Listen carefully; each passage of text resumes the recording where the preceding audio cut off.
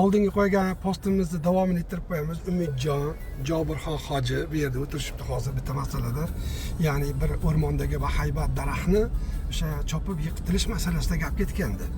Bu daraxtni hech kim yiqita olmas ekan, u daraxtlarning podshosi edi, buni gapirib o'tgandik va bir kunlardan bir kuni ana o'sha chiroyli daraxtni ovchisi kelibdi, daraxtni chopishni boshlabdi va natijada ko'p kilo chopavergandan keyin barglar daraxtni tanasiga shikoyat qilibdi. Bizni chopyapti, yiqitadigan o'xshaydi deb. Tana xotirjam biz chopolmadik, yiqitolmadik debdi. Ikkinchi marta shikoyat qilibdi, uchinchi marta shikoyat qilibdi. Oxiri tana ham xavotirga tushib, danan daraxti ham.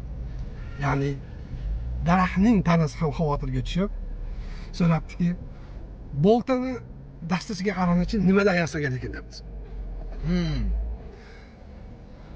Barglar qarasaki, ne ko'z bilan ko'rsaki, boltaning dastasi aynan shu daraxtni o'zidan yasalgan ekan. Shundan keyin aytgan ekanki, demak biz yiqilar ekanmiz. Bu dasta bizni chopib yiqitadi degan ekan. Shuning uchun odam o'zining ichidan chiqadigan dushmanlarga ehtiyot bo'lish kerak va Allohdan bunaqa dushmanlardan panoh tilaymiz.